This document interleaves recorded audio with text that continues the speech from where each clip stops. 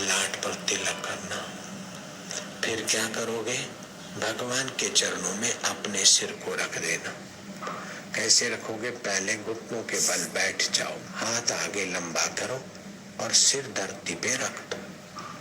ऐसा करके आप पड़े रहो बिस्तर पर अथवा धरती पर, जहां भी अनुकूल पड़े। कुछ भी ना करो। तू शांत स्वरूप है परमात्मा, तो मैं भी शांत स्वरूप आत्मा हूँ, मैं तेरी शरण। तू मुझे सद्बुद्धि देगा, सामर्थ्य देगा, मैं तेरा तू मेरा। बस इस भाव को रात को ही पक्का करके सुबह थोड़ी देर पड़े रहो। 3 मिनट लगभग, कम से कम 2-3 मिनट पड़े रहो, ज्यादा जितना भी पड़े रहो। और बच्चों को भी ये सिखाओ, ताकि बच्चे तुम्हारे ठगे न जाए और बच्चे तुम्हारे बुद्धिमान बने। तुम्हारे बच्चों के जीवन में भी शांति की जरूरत है। जरा जरा बात में चिढ़ जाते, जरा जरा बात में माता पिता का अपमान कर लेते, जरा जरा बात में भाग जाते या आत्महत्या जैसा घृणित पाप भी कर बैठते कुछ मूर्ख लोग।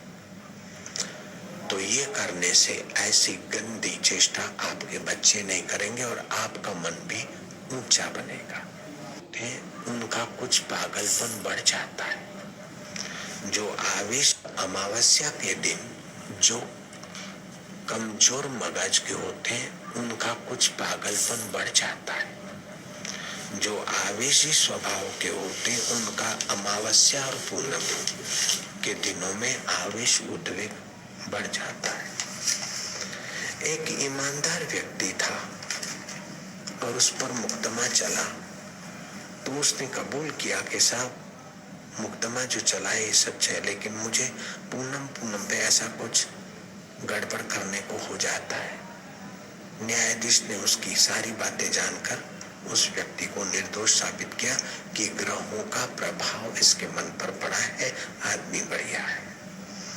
तो आपके घर में बच्चों में कभी कभी पूनम, अमावस्या या अष्टमी को कभी कभी ऐसा उथल पाथल का व्यवहार कर ले, तो आप बुरा मत मानो। आप उसके लिए माहौल ऐसा तैयार करो कि वो पूनम को ज्यादा झगड़ा तो नहीं करता, अथवा पूनम को कुछ पागलपन जैसा तो नहीं निर्णय कर लेता है।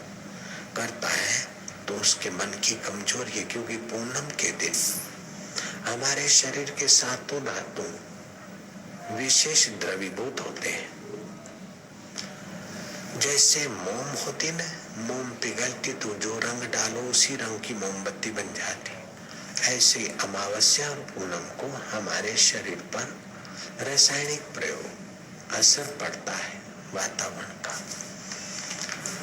तो उन दिनों में जब ध्यान सुमरन करते हैं तो फायदा भी उतना ऊंचा होता है।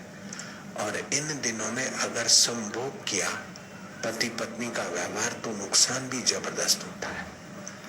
बच्चा गर्भ में रह गया तो विकलांग होता है। तो इन दिनों का खूब भरकर फायदा उठाना चाहिए और रोज सुबह दिन का आरंभ सुबह भगवान की शांति से और भगवान के रस से हो। आप सुबह कल ही शुरू कर दो।